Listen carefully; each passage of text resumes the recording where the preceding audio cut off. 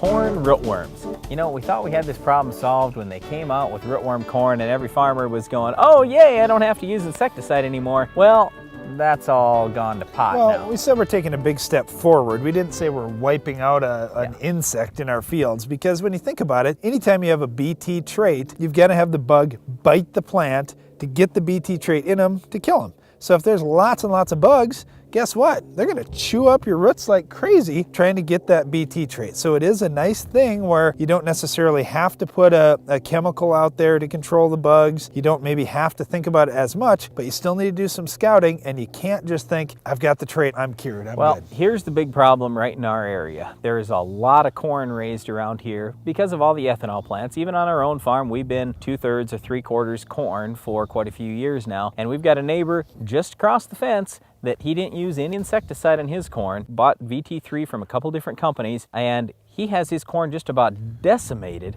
from rootworms. It was a bad deal for him. He lost a tremendous amount of yield. We were lucky on our own farm, but we've been putting insecticide on. Last year we used about a half rate. This year we used between 1/3 and a half rate of insecticide besides the rootworm corn. Plus seed treatment too. Yeah, plus you've got an insecticide seed treatment. So we're doing a number of things on our farm because we were worried about this. Many farmers out there did nothing. They put no insecticide in addition to that VT3, and now it's hurt them. So we were debating about Smart Stacks a few weeks ago, and you might remember I was pretty down on the Smart Stacks thing just because it looked like a lot more cost and not a lot of extra benefit. But you know what? If the VT3 is starting to not work on your farm, maybe you need to step up to the Smart Stacks so you get two different rootworm traits, that Herculex trait and the Monsanto trait in there, and maybe then you'll have decent rootworm control. Well, I think it's going to help, but I also think bugs still have to chew the root to get it. Yeah. You know, throwing a little bit of insecticide in that furrow along with your Smart Stack seed, I think is a really good idea. Now, is it going to be a big benefit for you every year?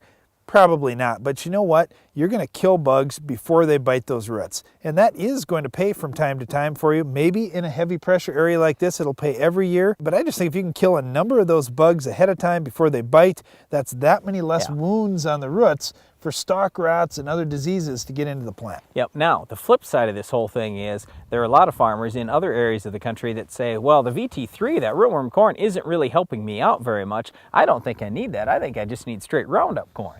What do you think about that? Well, you know what? This year that might have been okay. Next year it probably won't work quite as good.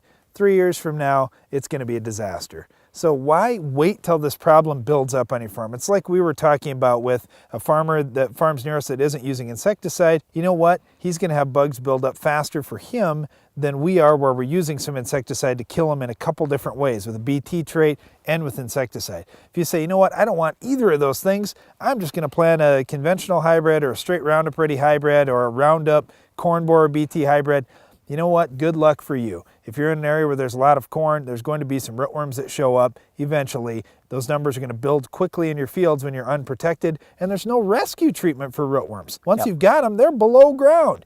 It's too late. You can't stop them until next year. So why take that chance? The other thing that I would say is this. How much money are you really going to save using those traits rather than a rootworm trait? There really isn't a lot of cost difference for most of these companies anymore. It's only a few dollars an acre. Why not invest that in protection? Yeah, there are many companies now, they're only charging $10 a bag more for VT3 than straight Roundup corn. Well, you know, when you're talking $3, $4 an acre, I'll gladly take that VT3 just as insurance to make sure I don't have a problem. That's 1 bushel of corn, that's it. So that's probably the direction I'd go in most cases. Well, don't think that rootworm problems are a thing of the past. Because you have a corn rootworm trait, you may need to be using insecticide as well if you have different insects like corn rootworms building up in your field. Well, another thing you're going to have to use on your farm is a herbicide if you've got our Weed of the Week. We'll tell you how to stop it coming up later in the show.